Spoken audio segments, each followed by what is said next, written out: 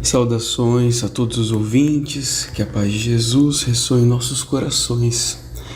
Na oportunidade de hoje, vamos abordar o tema da tentação de Jesus no deserto, uma narragem bíblica que se encontra nos evangelhos de Mateus, Marcos e Lucas, segundo a qual Jesus, logo após o batismo realizado por João Batista, teria sido conduzido pelo Espírito Santo ao deserto e, em jejum, durante 40 dias e 40 noites, teria sido tentado, isto é, colocado à prova pela figura de Satanás, cujo sentido significa opositor, adversário. E essa figura de Satanás teria tentado Jesus por 3 vezes. Nessa história, Jesus dialogou com o opositor, que lhe transportou até o ponto mais alto do Templo de Jerusalém e também até o topo de uma montanha. E o que essa história representa? A interpretação meramente literal dessa história poderia nos conduzir a diversas conclusões equivocadas. Por isso, a espiritualidade revelou a Kardec que essa história é, na verdade, uma parábola. No livro A Gênese, Kardec nos conta a instrução dada pelo Espírito João Evangelista em 1862, que merece reprodução. Abre aspas. Jesus não foi arrebatado. Ele apenas quis fazer que os homens compreendessem que a humanidade se acha sujeita a falir e que deve estar sempre em guarda contra as más inspirações a que, pela sua natureza fraca, é impelida a ceder. A tentação de Jesus é, pois, uma figura, e foi preciso ser cego para tomá-la ao pé da letra. Como pretenderias que o Messias, o Verbo de Deus encarnado, tenha estado submetido por algum tempo, embora muito curto fosse este, às sugestões do demônio, e que, como diz o Evangelho de Lucas, o demônio o houvesse deixado por algum tempo, o que daria a supor que o Cristo continuou submetido ao poder daquela entidade? Não, compreendei melhor os ensinos que vos foram dados. O espírito do mal nada poderia sobre a essência do bem. Ninguém diz ter visto Jesus no cume da montanha, nem no pináculo do templo. Certamente, tal fato teria sido de natureza a se espalhar por todos os povos. A tentação, portanto, não constituiu um ato material e físico. Quanto ao ato moral, admitiríeis que o espírito das trevas pudesse dizer àquele que conhecia sua própria origem e seu poder: adora-me, que te darei todos os reinos da terra? Desconheceria então o demônio aquele a quem fazia tais oferecimentos? Não é provável. Ora, se o conhecia, suas propostas eram uma insensatez, pois ele não ignorava que seria repelido por aquele que viera destruir o império sobre os homens. Compreendei, portanto, o sentido dessa parábola, que outra coisa aí não tendes, do mesmo modo que nos casos do filho pródigo e do bom samaritano. Aquela mostra os perigos que correm os homens, se não resistem à voz íntima que lhes clama sem cessar. Podes ser mais do que és, podes possuir mais do que possuis, podes engrandecer-te, adquirir muito. Cede à voz da ambição e todos os teus desejos serão satisfeitos. Ela vos mostra o perigo e o meio de evitardes, dizendo as más inspirações: retira-te, Satanás, ou por outras palavras, vai-te, tentação. As 2 outras parábolas que lembrei mostram o que ainda pode esperar aquele que, por muito fraco para expulsar o demônio, lhe sucumbiu às tentações. Mostram a misericórdia do pai da família, pousando a mão sobre a fronte do filho arrependido e concedendo-lhe com amor o perdão implorado. Mostram o culpado cismático, o homem repelido por seus irmãos, valendo mais aos olhos do juiz supremo do que os que o desprezaram, por praticar ele as virtudes que a lei de amor ensina. Pensai bem os ensinamentos que os evangelhos contêm, sabei distinguir o que ali está em sentido próprio ou em sentido figurado, e os erros que vos hão cegado durante tanto tempo se apagarão pouco a pouco, cedendo lugar à brilhante luz da verdade. Fecha aspas. Essa foi a instrução do Espírito João Evangelista. E qual o sentido dos símbolos? Perguntamos por nossa vez. A parábola tentação no deserto tem muitos símbolos que podem nos escapar da reflexão. Apesar disso, podemos recorrer aos trabalhos de interpretação de muitas pessoas à nossa disposição de consulta na literatura espírita. Consideremos alguns aspectos da parábola. Qual o primeiro aspecto? O tempo do jejum, 40 dias, que representa a luta do espírito com o mundo exterior. Em relação ao tempo em que Jesus permaneceu em jejum nessa parábola, Carlos Torres Pastorino, na sua obra Sabedoria do Evangelho, aponta-nos o seguinte, abre aspas, por que 40? É um número simbólico e cabalístico, que vemos repetido no Velho Testamento. O dilúvio dura 40 dias, Moisés jejuou no Sinai por 2 vezes durante 40 dias de cada vez, os israelitas ficam 40 anos a peregrinar pelo deserto, Elias jejuou 40 dias, Davi e Salomão reinam 40 anos cada um, e outros passos ainda. Na própria vida de Jesus, temos esse jejum e mais tarde sua permanência na terra entre a ressurreição e a ascensão durante 40 dias. Deve haver algum significado nesse número. Fecha aspas. E o aspecto do jejum? O jejum significa privações que sofremos, desejos frustrados que dão expansão a nossas paixões. Alfredo Farias, em texto intitulado A Tentação de Jesus à Luz das Escrituras, publicado na Revista Reformador em novembro de 1931, aponta que o período de 40 dias representaria o tempo em que o povo hebreu peregrinou no deserto por 40 anos e que o jejum representaria as privações que esse povo sofreu no deserto, sendo uma alusão aos desejos frustrados num meio hostil para dar expansão a seus instintos e paixões. E as tentações? O aspecto das tentações nessa parábola, que significam provas. Pastorino identificou nas 3 tentações provas que revelam a sublime superação das 3 defecções morais da humanidade: o egoísmo, a vaidade e o orgulho. O egoísmo, transformar as pedras em pães para saciar a própria fome. Trata-se do desejo animal de satisfazer a fome, isto é, aos apetites egoístas. A resposta de Jesus, extraída de Deuteronômio, faz-nos compreender que a alimentação espiritual pode saciar essas fomes. A vaidade, lançar-se da grande altura, confiando que Deus mandará mensageiros para ajudá-lo. O adversário apresenta-se com uma frase do Salmo 91, mas Jesus lhe responde com outra do Deuteronômio.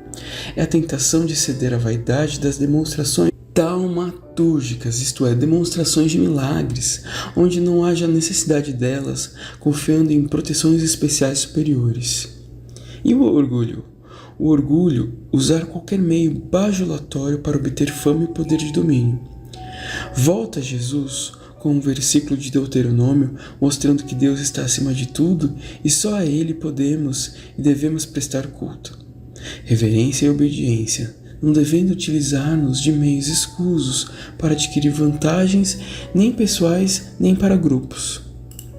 Pastorino também informa que as 3 tentações corresponderiam a 3 aspectos da personalidade: as sensações, as emoções e o intelecto. Nos comentários da Bíblia de Jerusalém, é esclarecida uma análise que também merece destaque, segundo a qual a superação das 3 tentações significaria um modelo superior e pleno do amor a Deus. Amar a Deus sobre todas as coisas, de todo o seu coração, de toda a sua alma e com toda a sua força. Nessa passagem, Jesus aparece como aquele que ama a Deus perfeitamente. E o opositor, que significa? Espíritos inferiores que insuflam em nossos corações a rebeldia e outras fraquezas de caráter. Nossa própria personalidade, a voz íntima. Perguntamos também agora, por que Jesus foi tentado na parábola? Jesus simbolizava não apenas o povo de Israel, mas também a própria humanidade nessa parábola. O mestre Veio cumprir uma missão que ainda escapa ao nosso melhor entendimento, sendo difícil fixar o ponto mais importante de toda a sua trajetória. Toda a sua vida foi uma exemplificação do roteiro de felicidade e de regeneração que nos aproxima do Pai da vida. Jesus, portanto, personificou a lei divina, o pão da vida, a luz do mundo, a porta, o bom pastor, o caminho, a verdade, a vida, a verdadeira videira.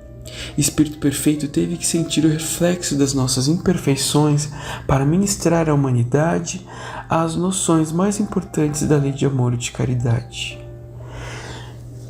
E quanto à primeira tentação? Primeira tentação, encontramos o seguinte diálogo entre o opositor e Jesus. Se és filho de Deus, diz para que estas pedras se tornem pães. Ele respondendo disse: está escrito, não somente de pão viverá o homem, mas de toda a palavra que sai da boca de Deus. Nessa passagem encontramos a vitória do Espírito não apenas sobre a vontade de matar a fome. Não se trata de uma simples fome estomacal, mas o simbolismo do anseio de satisfazer as necessidades materiais e sensuais das nossas paixões.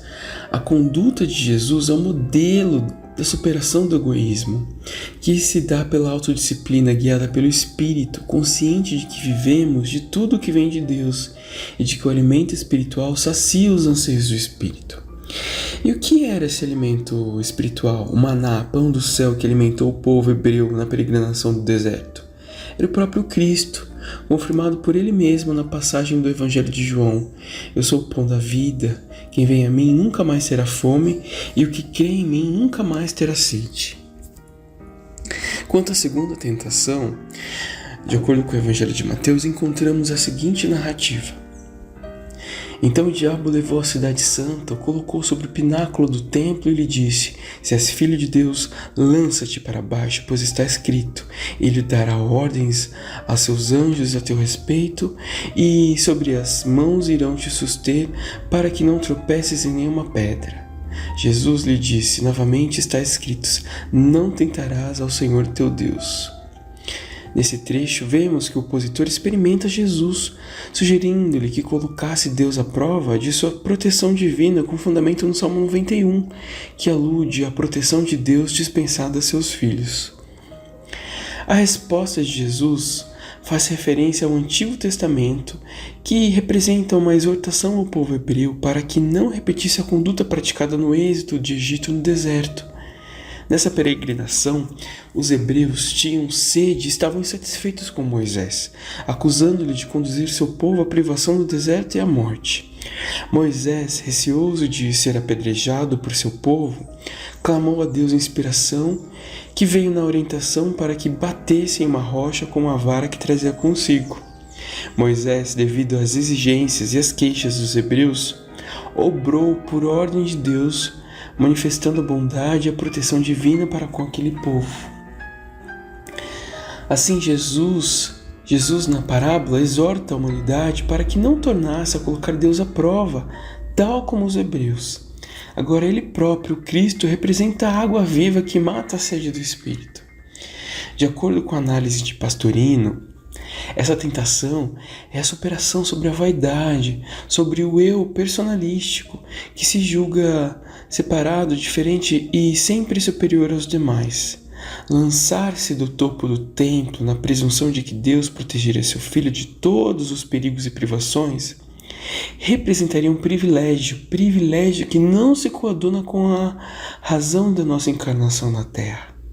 Mas lançar-se da altura representaria a ânsia de operar milagres, de possuir poderes para comandar, de ser prestigiado como um ser superior que reclama favores. O combate dessa tentação é a autorrenúncia do nosso eu inferior.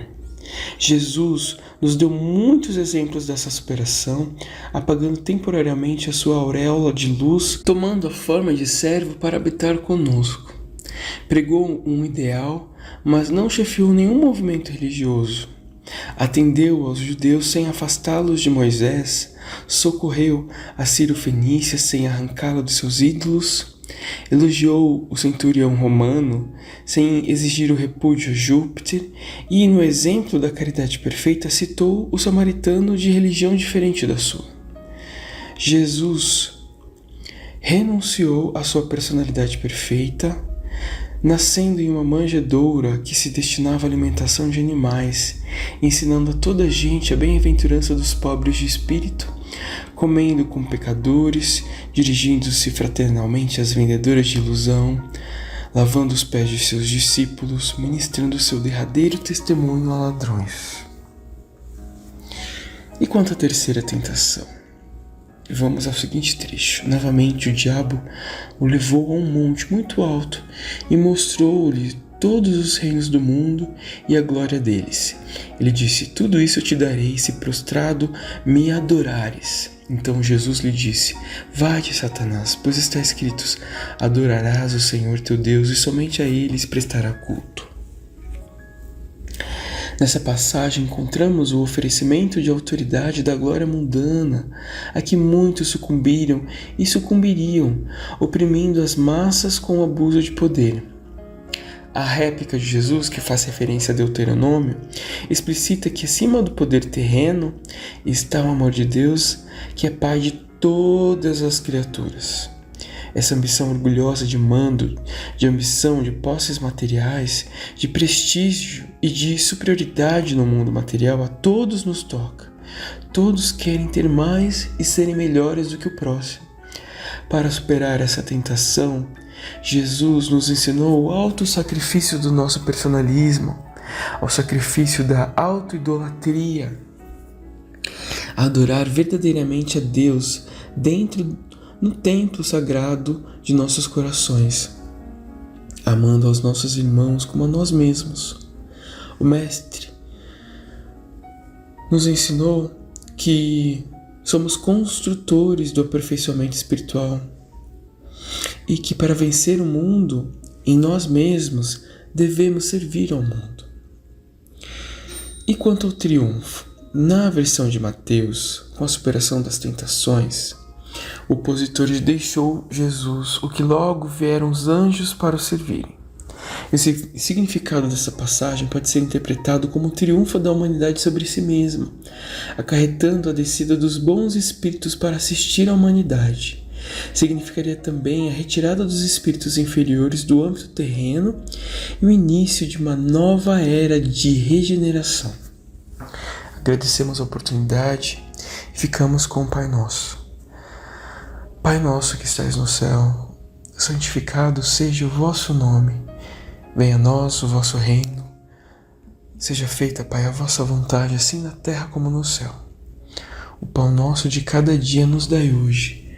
Perdoai as nossas dívidas à medida em que perdoamos aos nossos irmãos. Não nos deixeis cair em tentação, mas livrai-nos de todo o mal. Que assim seja, Pai. Graças a Deus e a Jesus.